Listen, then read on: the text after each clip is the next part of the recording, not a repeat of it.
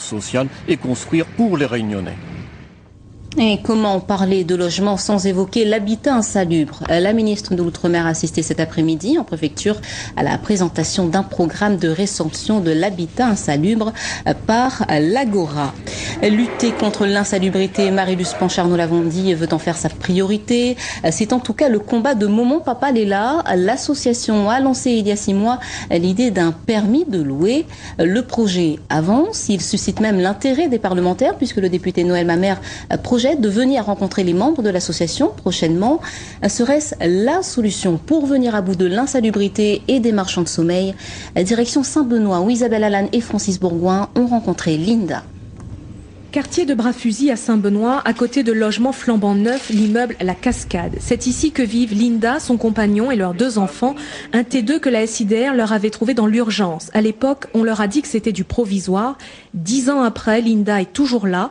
Morane est venue agrandir la famille. L'appartement, lui, s'est rétréci. Linda ne peut pas utiliser une chambre. Regarde comment de l'eau coule encore jusqu'à présent. Il passe sur les lignes là, t'en abîme tous mes meubles. Et là, la SIDR, il vient, il regarde et... Elle a fini de regarder, ça va ni peine et il m'attend.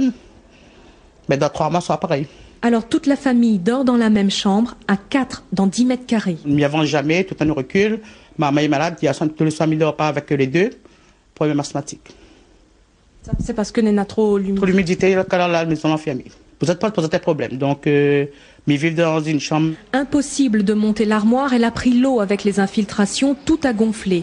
Alors ces systèmes D comme débrouille et danger, ce sont les câbles qui servent de penderie. L'eau s'infiltre tellement que cela a provoqué un court-circuit, la machine à laver a pris feu. Et pourtant la SIDR ne veut rien entendre. C'est pour que des situations comme celle de Linda n'arrivent plus que l'association Momon Papa Léla a lancé l'idée du permis de louer. Patrick Savatier interpelle aujourd'hui la ministre de l'Outre-mer. Ce permis de louer, c'est sur le mode du contrôle technique des véhicules, autoriser ou non un bailleur qui soit public, ici nous sommes chez un bailleur public, ou privé, à mettre en location et ensuite subir tous les 5 ans un contrôle technique du bâtiment de telle sorte que les locataires n'aient plus à vivre ce genre de situation. Pensez-vous qu'on peut traiter en amont ces problèmes d'insalubrité en instaurant ce permis de louer qui existe déjà par exemple en Wallonie? Comptez-vous la signer? Et comptez-vous faire une proposition en ce sens? La pétition nationale lancée il y a 6 mois n'a été signée par aucun député de la Réunion. Linda, elle, en ce moment, se serre la ceinture pour mettre de l'argent de côté pour peut-être aller dans un T3. Et retour sur ce plateau avec vous, Marie-Luce Panchard. On a entendu cette question de Patrick Savatier, le président de l'association Momon Papa Léla. Comptez-vous signer cette pétition pour un permis de louer? Écoutez, j'ai pas vu le projet, ça paraît innovant, il faut qu'on puisse l'examiner. Ce qui est important, c'est régler le problème de l'insalubrité.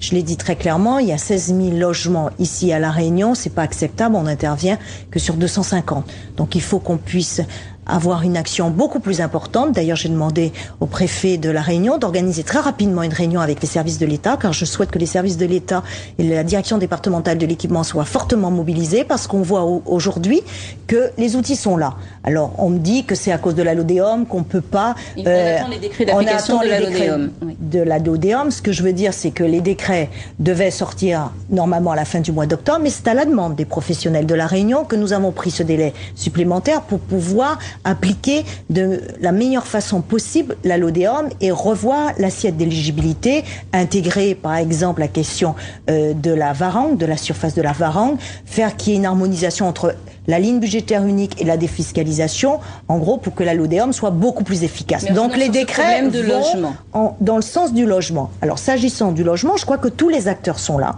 Aujourd'hui, il faut qu'il y ait une volonté de faire et il faut qu'il y ait une meilleure coordination des intervenants. Et je pense que si tout le monde se met ensemble, on doit pouvoir régler. Et pour preuve, cet après-midi, j'ai été ravie de pouvoir voir une opération qui est une réussite parce qu'on a pu, grâce avec l'ALBU et la défiscalisation, proposer à des Réunionnais des logements avec un loyer beaucoup plus bas. Donc on voit que ça marche et qu'on a eu raison dans la LODEOM de réorienter la défiscalisation au bénéfice du logement social. Il faut cette création de nouveaux logements, parmi ce qui est prévu, libérer du foncier. Que fait-on dans un département comme celui de La Réunion où il n'y a pas suffisamment de foncier disponible? Il y a des réponses qui a été apportée dans le cadre du Conseil interministériel de l'Outre-mer, en plus des conventions d'action foncière qui fonctionnent ici à La Réunion pour réduire la surcharge foncière et alléger le le coût pour les communes. Vous savez que l'État a pris la décision, le président l'a annoncé, de céder gratuitement tous les terrains de l'État ici à La Réunion pour la construction de logements sociaux. Donc vous voyez, les réponses sont là. Simplement, il faut que les acteurs